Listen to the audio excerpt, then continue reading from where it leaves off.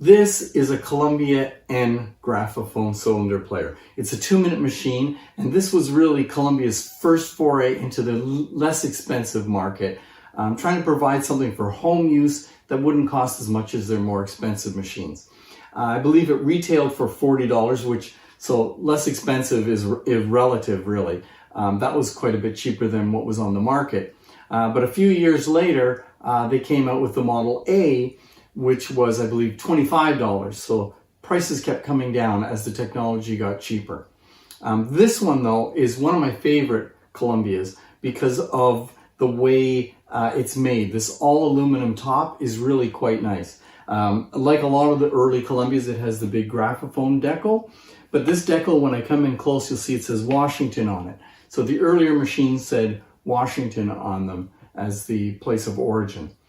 And this one has a slightly different mandrel than later, but the arrangement for this machine really set the template for what was to come from Columbia. Before this, the reproducers, when we come in, you'll see, the reproducers were sitting this way on the machine, but then they put it this way, changed the arrangement of all the parts, and this is the template that they used from then on.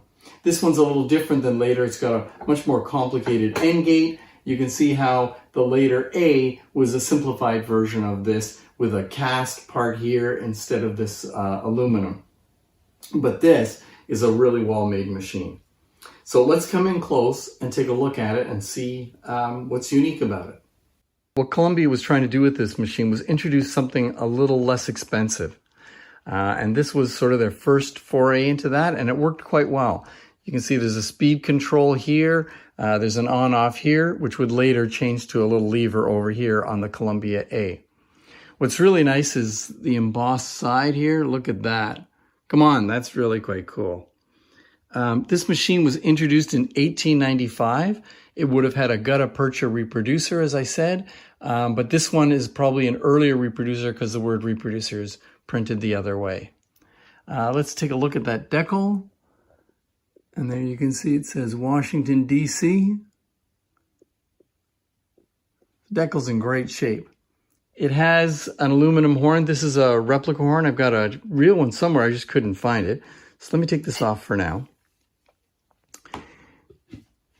These machines, as I said, the top part is aluminum, really well made. Here's the end gate.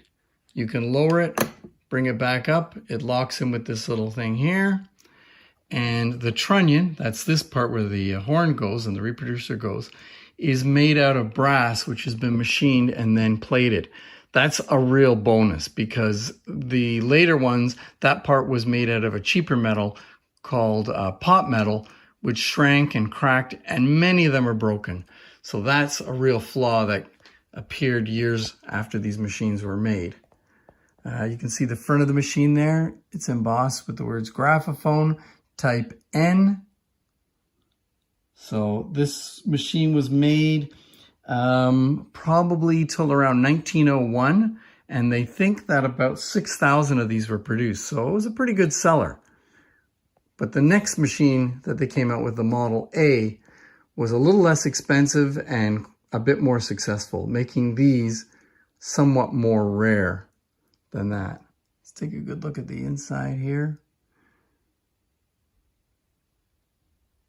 Pretty cool. And there's the mandrel, which has got what we call a bullet end. And then the latches on this. Let me come in to show you how the latches work. Here's the latch. Now, I would never trust any of these latches and lift the machine up by the handle, but this one's pretty good. This flips over like that, because that's the locking mechanism. And then you just push the latch out like that, and then you can take the lid right off. For playing of a cylinder, I chose something unusual.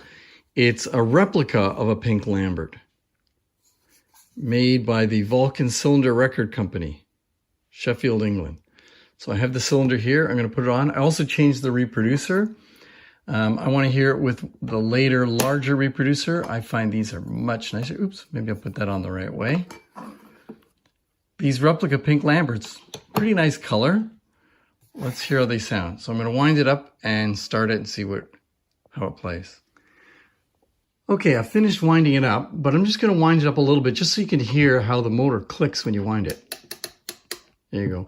And like most of the earlier Columbias, the crank unwinds as it's playing, and so the crank tends to fall off. So I'm going to take it off like that.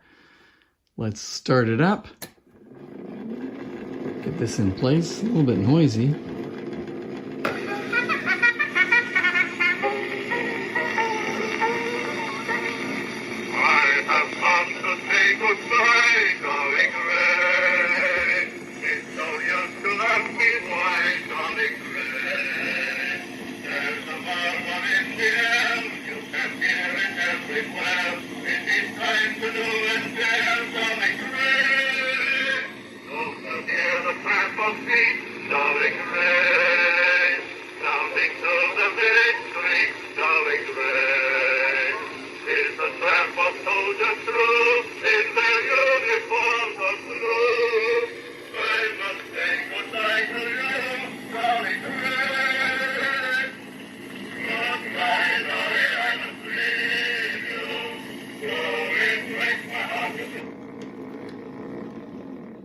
Okay, I think the belt is a little loose. It shouldn't sound that warbly. These machines play really quite well, so this one needs a little bit of tender loving care. To get a look at another machine just like this that was marketed by Columbia, specifically for the Montgomery Ward company, which sold them through mail order catalogs, check out the video on the Columbia Thornward N. That one shows us a machine that's basically this machine with a different motor, very similar cabinet, but was sold through Montgomery Ward. I hope you liked hearing this really early great machine.